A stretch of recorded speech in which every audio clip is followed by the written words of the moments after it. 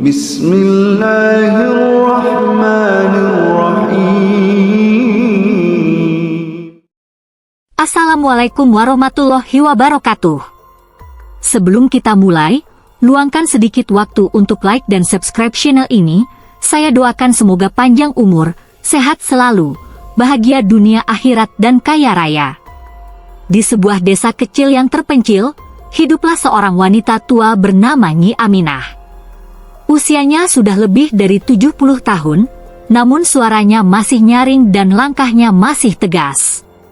Nyi Aminah dikenal oleh semua orang di desa itu bukan hanya karena usianya yang panjang, tetapi juga karena perannya sebagai rentenir. Sejak muda, Nyi Aminah telah menjalankan bisnis rentenir. Awalnya, ia membantu orang-orang yang membutuhkan uang dengan memberikan pinjaman. Namun, seiring berjalannya waktu, ia mulai menaikkan bunga pinjaman secara tak wajar dan memanfaatkan kesulitan orang-orang untuk keuntungan pribadi. Banyak warga desa yang kehilangan harta benda mereka karena tidak mampu membayar hutang beserta bunga yang mencekik.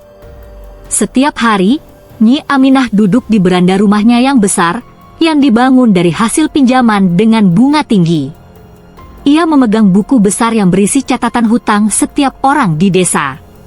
Dengan mata tajam dan senyum sinis, ia mengingatkan setiap orang yang lewat depan rumahnya tentang hutang mereka. Tidak jarang ia mengancam akan mengambil rumah atau ladang mereka jika tidak segera membayar. Suatu hari, seorang pemuda bernama Budi datang ke rumah Nyi Aminah. Budi adalah seorang petani muda yang bekerja keras untuk menghidupi keluarganya. Ia memohon agar diberikan perpanjangan waktu untuk membayar hutangnya. "Nyi, saya butuh waktu sedikit lagi. Panen padi saya gagal tahun ini," katanya dengan suara memelas. Nyi Aminah hanya tertawa kecil. "Itu bukan urusanku. Kau sudah tahu aturannya. Bayar minggu ini atau rumahmu akan jadi milikku," jawabnya dengan dingin. Budi meninggalkan rumah Nyi Aminah dengan wajah murung, tidak tahu harus berbuat apa. Waktu berlalu, dan semakin banyak orang yang terjerat hutang dengan Nyi Aminah. Semakin banyak juga yang kehilangan harta benda mereka. Meskipun begitu, Nyi Aminah tidak pernah merasa bersalah. Ia hanya peduli pada keuntungannya sendiri. Di sudut lain desa, hidup seorang wanita tua lainnya bernama Bu Siti. Ia adalah sahabat lama Nyi Aminah, namun mereka telah lama berpisah jalan karena perbedaan pandangan hidup. Bu Siti selalu membantu orang-orang yang membutuhkan dengan ikhlas, tanpa mengharapkan imbalan. Ia seringkali berusaha membantu orang-orang yang terjerat hutang dengan Nyi Aminah, meskipun usahanya seringkali sia-sia. Suatu hari, Bu Siti mendengar tentang Budi yang hampir kehilangan rumahnya. Ia memutuskan untuk berbicara dengan Nyi Aminah, berharap bisa menyadarkannya. "Nyi, kau harus berhenti. Kau sudah cukup kaya. Banyak orang yang menderita karena bunga hutang yang kau terapkan," kata Bu Siti dengan nada memohon. Nyi Aminah hanya menggelengkan kepala. "Mereka yang datang padaku.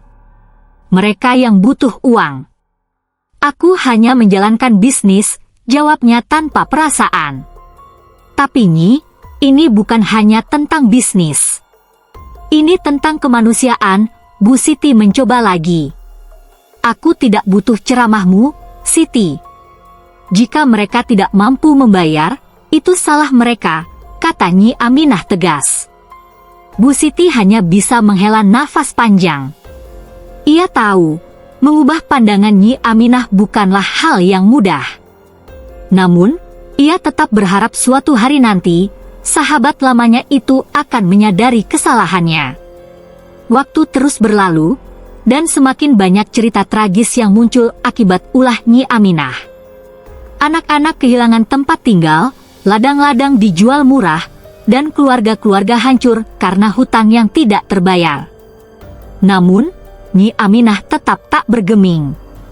Baginya, uang adalah segalanya. Suatu malam, setelah memeriksa catatan hutangnya, Nyi Aminah merasa sakit di dadanya. Ia ia mengabaikannya dan berpikir itu hanya sakit biasa. Namun, rasa sakit itu semakin parah dan mulai menjalar ke seluruh tubuhnya. Dengan susah payah, ia berjalan ke tempat tidur dan mencoba untuk beristirahat. Tapi rasa sakit itu tak kunjung reda, malah semakin menjadi-jadi. Keesokan paginya, ketika penduduk desa melewati rumah Nyi Aminah, mereka melihat bahwa rumah itu sunyi. Biasanya, Nyi Aminah sudah duduk di beranda, siap dengan ancaman-ancamannya. Rasa penasaran membuat mereka mendekat dan mengetuk pintu, namun tidak ada jawaban. Akhirnya, salah satu dari mereka memberanikan diri untuk masuk. Di dalam rumah, mereka menemukan Nyi Aminah terbaring di tempat tidurnya, tubuhnya kaku dan wajahnya pucat. Namun, yang paling mengerikan adalah bau busuk yang memenuhi ruangan. Di sekitar tempat tidurnya, terdapat genangan nanah dan darah yang bercampur.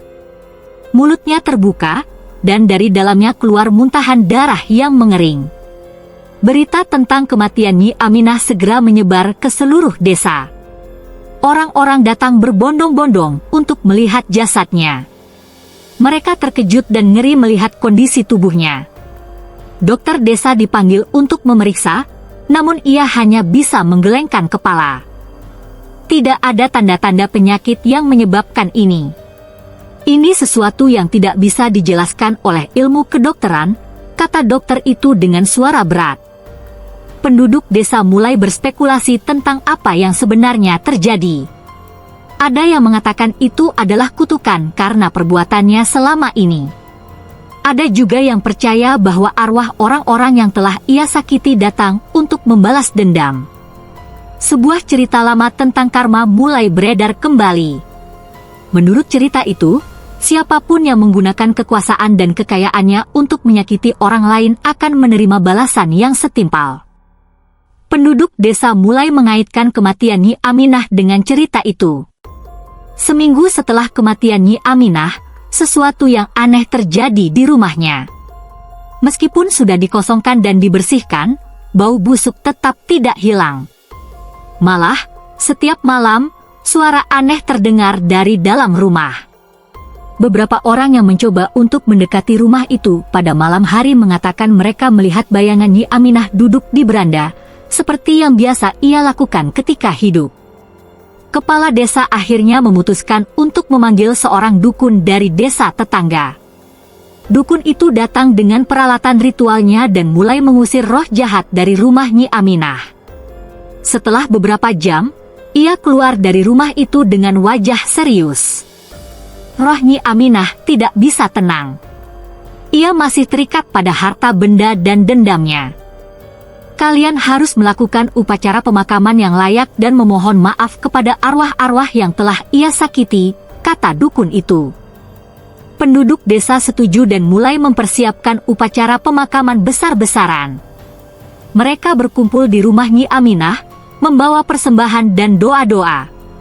Di malam hari, mereka menyalakan lilin dan membacakan doa-doa untuk Nyi Aminah dan semua arwah yang telah menjadi korban dari perbuatannya. Budi, yang hampir kehilangan rumahnya, merasa ini adalah kesempatan untuk memberikan penghormatan terakhir meskipun hatinya masih diliputi rasa sakit. Ia membawa seikat bunga dan berdoa agar roh Nyi Aminah bisa tenang. Ia berharap, dengan cara ini, ia bisa memulai lembaran baru dalam hidupnya. Setelah upacara itu, bau busuk perlahan-lahan hilang dan suara aneh tidak terdengar lagi. Penduduk desa mulai merasa lega, meskipun bayangan tentang kematian Nyi Aminah masih menghantui mereka. Sejak saat itu, cerita tentang Nyi Aminah menjadi pelajaran bagi semua orang di desa. Mereka belajar untuk tidak memanfaatkan kesulitan orang lain demi keuntungan pribadi. Mereka juga belajar tentang pentingnya empati dan kepedulian terhadap sesama. Rumah besar Nyi Aminah akhirnya dibiarkan kosong dan perlahan-lahan runtuh dimakan waktu. Tidak ada yang berani tinggal di sana, dan tempat itu menjadi simbol dari karma dan balasan yang setimpal. Budi, yang pernah memohon perpanjangan waktu kepada Nyi Aminah, menjadi salah satu yang paling terdampak oleh cerita itu. Ia mulai membantu tetangga-tetangganya yang kesulitan dengan tulus, tanpa mengharapkan imbalan. Ia belajar dari kesalahan Nyi Aminah dan berusaha untuk menjadi orang yang lebih baik. Waktu terus berlalu, dan desa itu kembali tenang. Penduduknya hidup dengan damai dan saling membantu. Namun, mereka tidak pernah melupakan cerita tentang Nyi Aminah, wanita tua yang meninggal dengan cara tragis karena karma menjadi rentenir. Cerita ini menjadi legenda di desa tersebut, diceritakan dari generasi ke generasi sebagai peringatan tentang pentingnya kebaikan dan empati. Dan di tengah desa, rumah kosong Nyi Aminah berdiri sebagai saksi bisu dari kisah tragis itu, mengingatkan semua orang tentang apa yang bisa terjadi ketika seseorang hidup tanpa belas kasihan. Jangan lupa untuk like dan subscribe channel ini. Saya doakan semoga panjang umur, sehat selalu, bahagia dunia akhirat dan kaya raya. Wassalamualaikum warahmatullahi wabarakatuh.